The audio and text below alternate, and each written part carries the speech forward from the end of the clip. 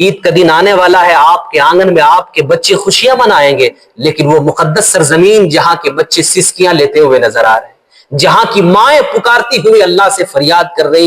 رمضان کا مہینہ چل رہا ہے اور اس کے بعد پھر عید کا دن آنے والا ہے.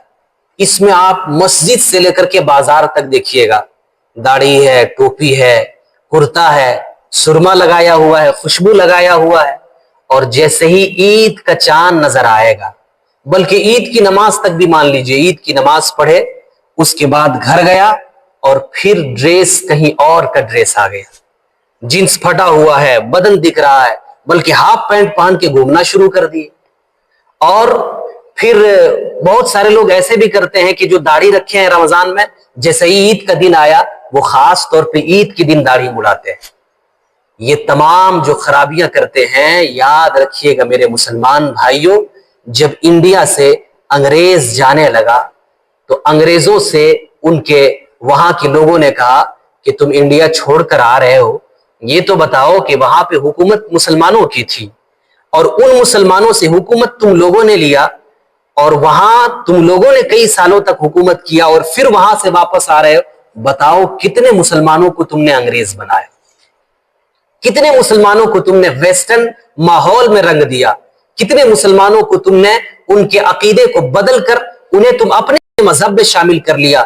تو انگریزوں نے کیا جواب دیا؟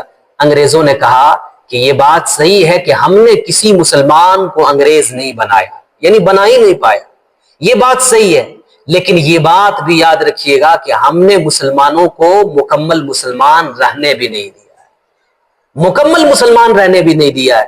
اسی لیے آج دیکھیے آپ در بدر کی ٹھوکریں کون کھا رہا ہے؟ مسلمان کھا رہا ہے. آج دیکھیے مارے کون جا رہے ہیں؟ مسلمان مارے جا رہے ہیں. اور اس مقدس سرزمین کو یاد کیجئے، عید کا دن آنے والا ہے، آپ کے آنگن میں آپ کے بچے خوشیاں منائیں گے، لیکن وہ مقدس سرزمین جہاں کے بچے سسکیاں لیتے ہوئے نظر آ رہے ہیں، جہاں کی مائیں پکارتی ہوئی اللہ سے فریاد کر رہی ہیں، اے اللہ ہم لوگوں کے اوپر تو رحم فرما، کرم کی بارشیں عطا فرما.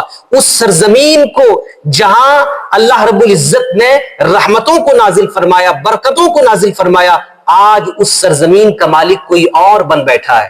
گوگل میپ پہ آپ کچھ دن پہلے، کچھ مہینے پہلے آپ دیکھتے تو وہاں کا نام فلسطین موجود تھا، لیکن ابھی گوگل میپ پہ آپ فلسطین تلاش کر کے مر جائیں گے، فلسطین کا نام و نشان نہیں رہا، وہ ختم کر دیا گیا. یعنی جس کو بھیک میں زمین ملی وہی مالک بن بیٹھا، اور وہی جو اصلی مالک ہیں ان کو باہر نکال دیا. ارے اس مقدس سرزمین کی جب یہ حالت ہے تو تمہاری کیا حیثیت ہے مسلمانوں؟ اگر اس مقدس سرزمین جو نبیوں کی سرزمین ہے، اگر وہاں کی حالت ہے تو تمہاری کیا اوقات ہے انڈیا میں؟ اس لیے اپنے آپ کو بدلیں، اور رمضان میں عید کے موقع پر جو تمہارے اوپر اسلامی رنگ نظر آتا ہے اس کو چینج نہ کریں.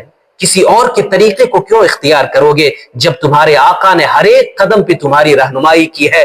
آج لے ان کی پناہ، آج مدد مانگ ان سے، پھر نہ مانیں گے قیامت میں اگر مان گیا. کسی اور کے دامن کو کیوں پکڑنا ہے؟ اس رسول ہاشمی کے دامن کو پکڑیے، اسی میں کامیابی ہے. زمین کے اوپر بھی کامیابی ہے اور زمین کے نیچے بھی کامیابی ہے.